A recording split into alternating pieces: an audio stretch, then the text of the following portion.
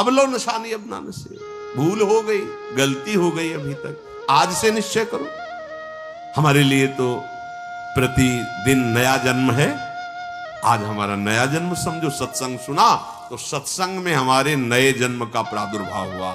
अभी तक जो हमारी गंदगी थी पीछे के जन्म में हम भूल जाते हैं। आज से इसी क्षण से हम नया जीवन अपना बनाते हैं, अध्यात्म मार्ग का जीवन बनाते हैं और ऐसा निश्चय करते हैं जो टूटे न। निश्चय में बहुत बड़ी सिद्धि है।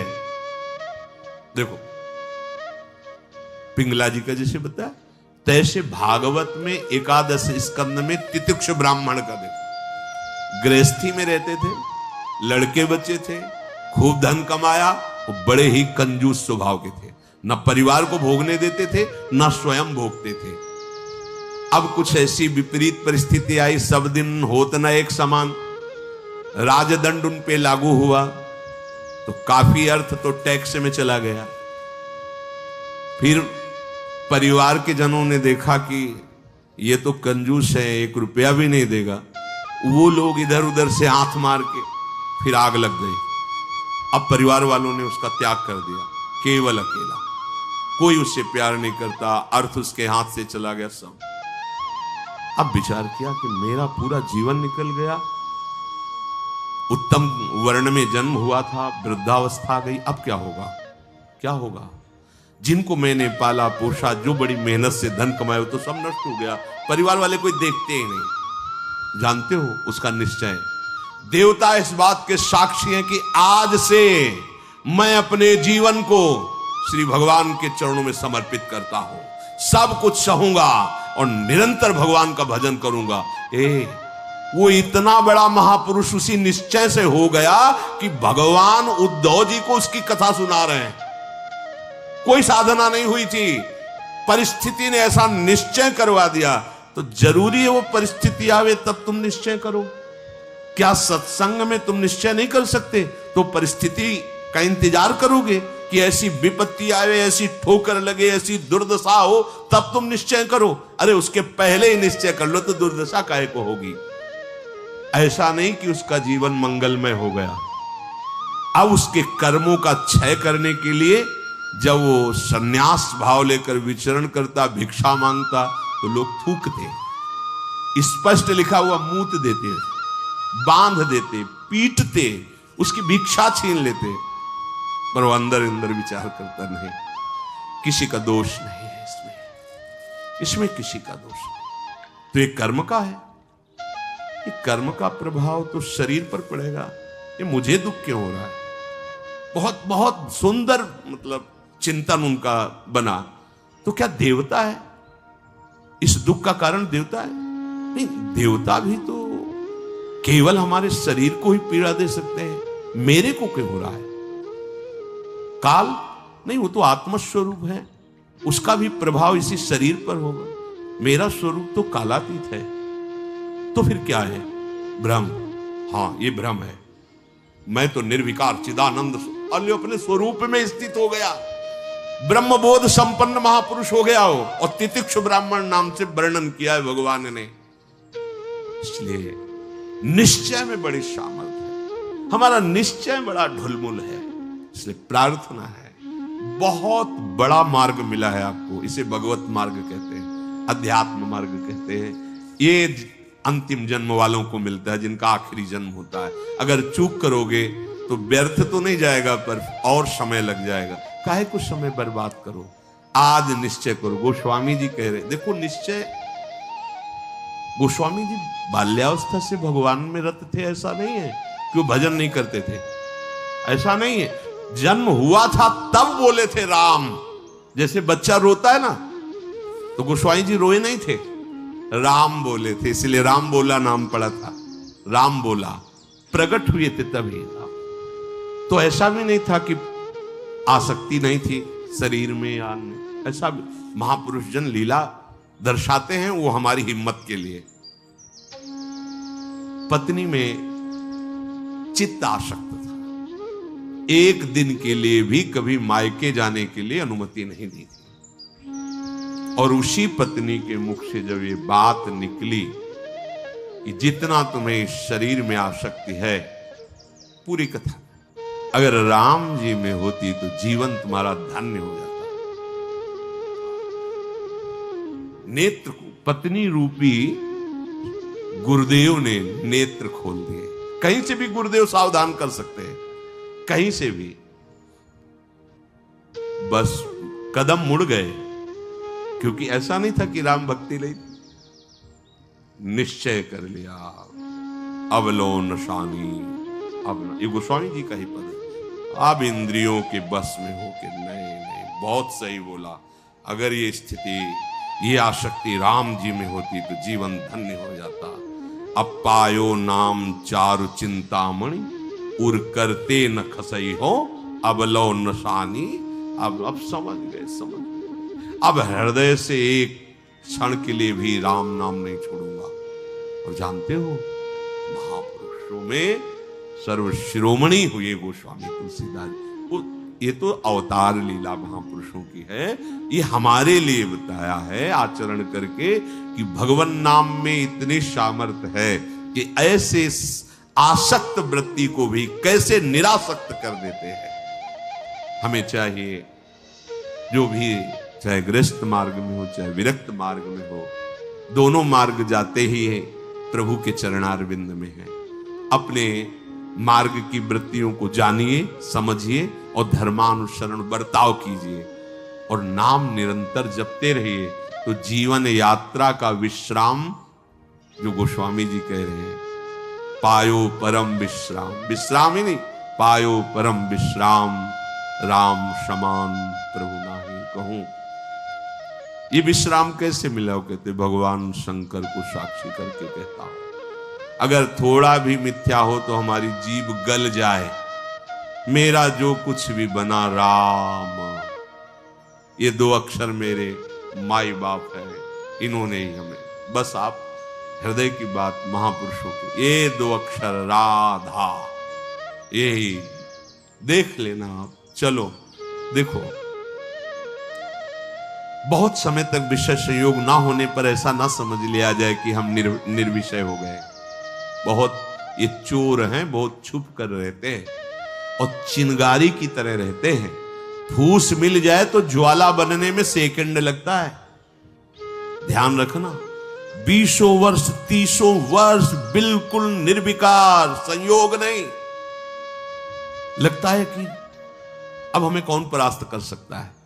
चिंगारी है, फूस मिला ज्वाला बन जाएगी, जिसे नारद जी ने कहा तरंगवत, और संयोग बना तो समुद्रवत, डूब जाओगे, निकलना मुश्किल हो जाएगा। जब तक भगवत साक्षात्कार ना हो जाए, जब तक आपको अपने शरीर का अहम स्मरण करता भोक्ता भाव है, तो ईमानदारी से सावधानी पूर्वक अपने धर्म का पालन करते हुए प्रिया प्रीतम का निरंतर स्मरण, यही हमारे जीवन का परम लक्ष्य होगा। इसी से हमें परमानंद की प्राप्ति होगी। जिस समय हम ये सोचते हैं कि अब हमें कोई भी धर्म विरुद्ध आचरण ने, एक आनंद की वृत्ति आती है। देखना और जिस समय हम सोचते हैं गलत ढंग से विषय सेवन, उसी समय जलन पैदा हो जाती है। जिसके सोचने में जलन पैदा होगी, उसका परिणाम क्या होगा? क्या होगा आप विचार करो। जिसके सोचने में हमारे जलन हो रही, तो उसका परिणाम तो ज्वाला होगा। धर्म से चलो। चक्रवर्ती सम्राट महाराज अम्बरीश जी चक्रवर्ती सम्राट होते हुए भक्तों के शिरोमणि हुए।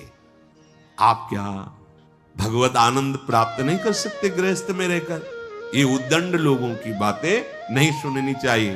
जैसे आप, अरे ये तो बाबा जियों के लिए है, सन्यासियों के लिए, हमारे लिए थोड़ी नहीं। भाई, मनुष्य जन्म सबको भगवत प्राप्ति के लिए, भगवदानंद में। देखो, आपके अच्छे आचरण हो, आप जितेंद्रीय हो, आप नाम जप कर रहे हो, आप कोई नशा नहीं करते, सबकी सेवा का भाव है, तो राम राज्य नहीं हो गया? सब आनंदित रहेंगे, सब प्रसन्न रहेंगे, सबका हृदय सत्य और धर्म से युक्त रहेगा। यही तो आनंद का स्वरूप है। जब आप शास्त्र और सत्संग स्वीकार नहीं करते, तो आपके अंदर आसुरी वृत्ति बढ़ती, राक्षसी वृत्ति, और फिर देखो अपने को दुखी, अपने परिवार को दुखी, अपने नगर को दुखी, अपने देश को कलंकित, क्या क्या नहीं करवा देती है राक्षसी बुद्धि। इसलिए भाई, ये सत्संग गृहस्थ विरक्त जो भी जहां भी है सबके मंगल के लिए वहीं रहो, वहीं रहो, प्रभु के होके रहो। दूसरों को दुख पहुंचाने वाली बात चेष्टा मन में भी मत लाओ, सबको सुख पहुंचाओ, नाम जप करो, सबका मंगल हो जाएगा। देखो हम सब तरंगे हैं, समुद्र में ही उछल रहे हैं, हमारा अस्तित्व नहीं है, तरंगों का अस्तित्व नहीं है। ऐसे ही हम भगवत स्वरूप हैं, प्रभु रूपी अगाध समुद्र में हम तरंगे की तरह है, हमारी कोई सत्ता नहीं है।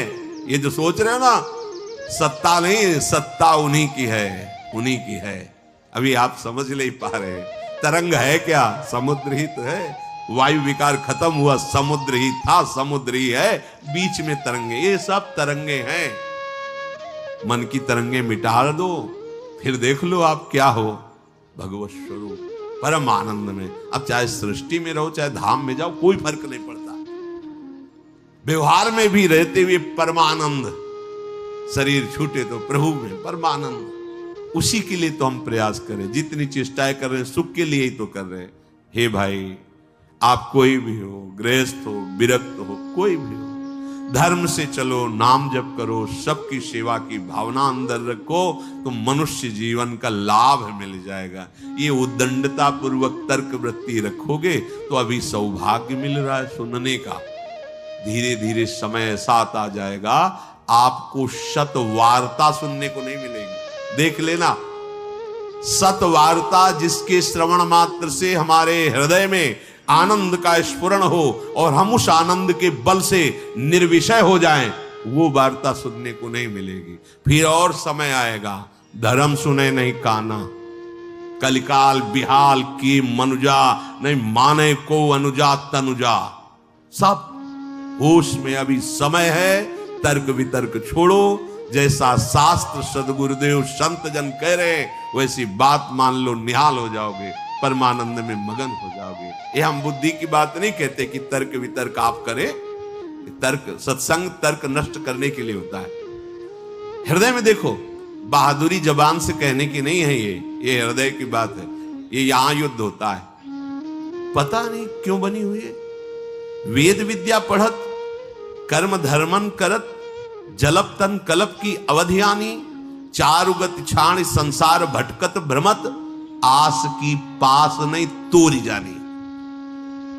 स्पष्ट वर्णन है, इसका मनन हुआ है गुरु कृपा से, तब हम आपको कह रहे हैं, मनों का निरीक्षण करके। आस की पास नहीं तोरी जानी, सकल स्वार्थ करत, क्योंकि आस की पास नहीं तोरी जानी तो सकल स्वार्थ करत, रहत जन्मत मरत, दुख और सुख के होत मानी। अरे छाड़ जंजार कैसे न निश्चय धरत, एक किन लमत हरिवंश बानी। क्यों निश्चय नहीं करते, उस आस की पास को क्यों नहीं तोड़ देते? वैराग्य मार्ग का पथिक हूं या भगवत मार्ग का पथिक हूं, प्राण त्याग सकता हूं पर एक कदम अधर्म भूल न दे कुमारक नहीं। ऐ मन अब नहीं, अब नहीं, शरीर नष्ट कर दूंगा पर धर्म नहीं नष्ट करूंगा। भगवत मार्ग, ये आस की पास बड़े दुलार से रखे हुए, कभी तो, अभी नहीं, कभी तो, ये क्यों रखे हुए हो? यही तुम्हें भगवदानंद की अनुभूति वर्तमान में नहीं करने दे रही, यही आस की पास। अभी निश्चय करो जिस मार्ग में चले हो, नहीं नहीं नहीं, अभी शुद्ध ज्ञान स्फूर्ति होने लगेगी। ये सब यहां की देखी हुई बातें कह रहे हैं आपको। बच्चापन से इस मार्ग में है तो यहां देखी हुई बातें कर रहे हैं। बहुत वैराग्य में जीवन, एकांतिक जीवन, फिर भी आशा। पूछो उससे किसकी आशा, क्यों, क्या चाहिए? उत्तर नहीं मिल रहा। चाहिए ये भोग? नहीं, देखना भी नहीं, तो आशा क्यों? पता नहीं। आप देखो, अंदर से देखो, जब यहां की बात कही जाएगी ना तो सबके यहां की बात होगी। ये अलग से नहीं रचा, उसी मशीनरी से बनाया गया जिससे सब निकले हुए हैं, सब मशीनरी। इसीलिए कि ये तो हमारे मन की बात कर रहे हैं, वो तुम्हारे मन की बात नहीं कर रहे, संपूर्ण सृष्टि की बात कर रहे हैं। क्योंकि जिससे मन रचा गया है, जिससे शरीर रचा गया है, वो वही एक ही डिपार्टमेंट, वहीं से रचा गया। यही हमें भगवदानंद की प्राप्ति नहीं करानी है। बहुत धैर्य पूर्वक सुनना है और समझना है। ये हम अपने मन की बात कहते हैं, इसको पढ़ा है, इसको देखा है, इसको समझा है। वैराग्य में जीवन है, इतना भी कहीं गुंजाइश नहीं है। फिर भी आशा है, पूछा जाए इसको भोगों के लिए तो ना है, फिर भी आशा है। ये क्यों है? यही छाणी जंजार क्यों न निश्चय धरत। निश्चय क्यों नहीं कर रहा तू? तेरे निश्चय की कमी के कारण ये आशा की फांसी बनी हुई है। जब तक ये आशा की फांसी बनी रहेगी तब तक तुझे परमार्थ वस्तु का स्फुरण नहीं होगा। पक्की बात। ये जो शुद्ध ज्ञान है स्फुरित ही नहीं होता, कामना से ढका रहता है। जैसे कोहरे की ताकत नहीं कि सूर्य को ढक ले, पर मेरे नेत्रों के ढकने के कारण लगता है सूर्य ढक गया। ऐसे ही ज्ञान स्वरूप जो भगवद अंश है इसमें स्फुरणाएं होती, जैसे सूर्य की किरणें निकलती ना, ऐसे इसमें ज्ञान की तरंगे निकलती रहती, आनंद की तरंगे निकलती रहती। वो आपके अनुभव में आपकी ही तरंग है, अनुभव में इसलिए नहीं आती कि कामना रूपी आशा रूपी कोहरा फैल गया। पिंगला जी ने कोई साधना नहीं की थी ज्ञान प्राप्ति की। ज्ञानियों के परम गुरु विदेहराज जनक जी के ही नगर में रह रही थी, पर वैश्यावृत्ति करती थी। देखिए, पढ़ के देख लीजिए, बहुत सूक्ष्मता से मनन करती हुई तो आपको उत्तर मिल जाएगा। अपने शरीर का श्रृंगार करके बैठ गई। संध्या के समय से कोई पुरुष उधर से आता दिखाई देता तो ये पुरुष हमें धन देगा, हमारे शरीर का सेवन करेगा, निकल गया। ये नहीं तो ये करेगा। ऐसे रात्रि अर्धरात्रि हो गई। भगवद अवतार अवधूत शिरोमणि श्री दत्तात्रेय जी भ्रमण करते हुए वही सर्वज्ञ महापुरुष थे, उसकी वृत्ति में ही अपनी वृत्ति लगाए हुए थे। तभी तो उन्होंने गुरु बनाया उसको। 24 गुरुओं में पिंगला भी गुरु है, और बड़ा सौभाग्य उसका महाप्रभु हरिवंश चंद्र जी ने श्रीमद चतुरासी जी में भी उसका उदाहरण दिया। यह जो एक मन बहुत ठौर करी, कही कौने सच पायो, जहां तहां विपत्ति जार जुवती लो प्रगट पिंगला गायो। जब अर्धरात्रि हुई तो पिंगला को बहुत कष्ट हुआ। हाय, इस शरीर को बेच करके सुखी होना चाहती है, कितनी अज्ञान वृत्ति। आज से मैं निश्चय करती हूं, जो सेवक जी कह रहे हैं, छाण जंजार क्यों न निश्चय धरत, एक किन रमत हरिवंश बानी। ये तुम क्यों आशा की फांसी में लटके हुए हो? कभी तो क्यों ऐसा रखे हुए हो? इसे तोड़ो, नष्ट करो, अभी प्राण निकल जाए पर जीवन में कभी कुमार्ग में कदम नहीं रखेंगे। पिंगला जी ने निश्चय किया, आज के बाद मैं कभी भी किसी पुरुष का संयोग नहीं करूंगी, किसी को नहीं देखूंगी। अपने हृदय में विराजमान सबके हृदय बिहारी भगवान का वर्ण करती हूं और मन वचन कर्म से उनकी आराधना कर। उसी समय इतनी पवित्र हो गई, वो महापुरुष बन गई कि भगवान दत्तात्रेय जी ने 24 गुरुओं में उसको रख लिया, एक गुरु पिंगला जी को बनाया। क्या साधना की थी? विरति हो गई अपनी वृत्ति से और निश्चय दृढ़ कर लिया, और फिर कभी फिसली नहीं। तो बड़े बड़े आचार्य कोटि के महापुरुषों ने निष्ठा के लिए उसका उदाहरण दिया। जहां ता विपत्ति जार जुबती लो प्रगट पिंगला गायो, आशा ही परमम दुखम नैरास्यम परमम सुखम। आज के बाद कभी नहीं, मर जाऊंगा कभी नहीं। अभी अभी भगवदानंद स्फूर्त होने लगे, अभी ज्ञान विज्ञान स्फूर्त होने लगेगा। हिम्मत नहीं पड़ रही, इस बात का निश्चय करने की हिम्मत नहीं पड़ रही। क्यों? क्योंकि आपको आशा है, भोग में सुख है। हिम्मत कर लीजिए तो आप अभी जीवन मुक्त अवस्था में पहुंच जाएंगे, क्योंकि उस अवस्था में पहुंचने के लिए कोई बाहरी क्रियाओं की आवश्यकता नहीं, वो हमारा स्वरूप है। हम जीवन मुक्त थे, जीवन मुक्त है, जीवन मुक्त रहेंगे। हमने अपनी स्वतंत्रता को, भगवदानंद को कामना और आशा की फांसी में बांध दिया है। हम ही को तोड़ना पड़ेगा। इसलिए छाणी जंजार क्यों न निश्चय धरत, आगमा पाइनो अनित्यास्तास्ति क्षस्व भारत। ये आने जाने वाले विकारों में तुम इतने कमजोर हो गए कि तुम आशा की फांसी बांधे हुए हो, तो परमम दुखम, दुख ही भोगना पड़ेगा। श्रीपाद कह रहे हैं इस शरीर या किसी भी शरीर को जो मानव देह प्राप्त हुआ है, ये परम सुख प्राप्ति के लिए। कीड़ा मकोड़ा छोटे छोटे जीव इन सुखों में विचर रहे हैं। मानव देह धर के जो कुमार्गगामी वृत्तियों से तुम सुख भोगना चाहते हो, छोटे छोटे कीड़े मकूड़े भी इसी सुख में, फिर तुम्हारी शरीर की महानता क्या रही। प्रज्वालयति समस्त देहम कामाग्निना प्रमोहयति, दृष्ट्वैव च नवतरुणी कुतस्तर्हि स्वार्थ सिद्धिम प्रत्याशा। हे भाई, ये नौ तरुण अवस्था जो शरीर की होती, किसी की हो, स्त्री की या पुरुष की, यदि तुम इस मोह जाल से आवृत रहोगे तो ये सदैव तुम्हें जलाती रहेगी, कभी भी भगवत सिद्धि प्रदान नहीं होगी। भगवत सिद्धि नहीं, बहुत समय लंबा निकल जाता है अगर सत्संग ना मिले, सावधान ना हो। हितधाम में एक 65 वर्ष के प्रार्थना कर रहे थे कि मेरी पूर्व से वृत्ति स्वयं के द्वारा तो मैं आज खुलकर सभा में कह रहा हूं कि मैं आज उस गलती से बहुत परेशान हूं और आज भी वही मेरे से गलती होती है।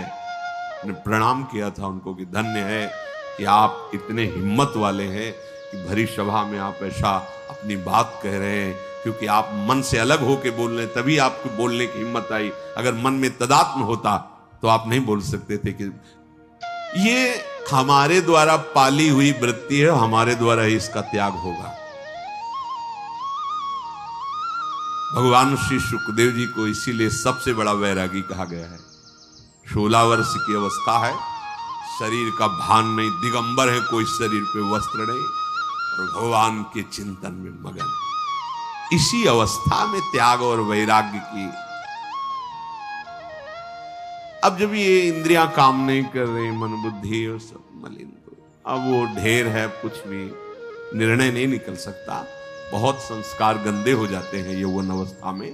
अहो भाग्य है जो इस यौवन अवस्था में संयम नियम धारण करके अपनी वासनाओं को। श्रीपाद कह रहे हैं हे वृंदावन धाम, हम पे कृपा करो, हमारे मुख में नाम चले, हमारा हृदय इस काम आदि की आशाओं को त्याग करके प्रिया प्रीतम के चिंतन में डूबे। ये आपकी कृपा से होगा और वो कृपा हम सब पे है।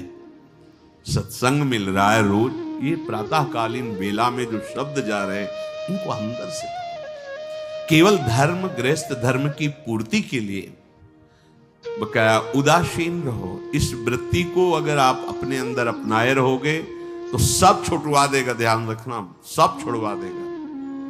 ये वैराग्य का वेश, ये धाम, ये प्रिया प्रीतम, ये नाम, ये महिमा, कुछ नहीं हो रहा है, चिंता मत करो, आप भगवत प्राप्ति होगी। धाम में हो ना, भगवत सहारे हो ना, भगवत आश्रित वेश धारण, कुमार्गगामी वृत्ति का जो आशा की फांसी उसको छोड़ दो, फिर आप देखो भजन होगा।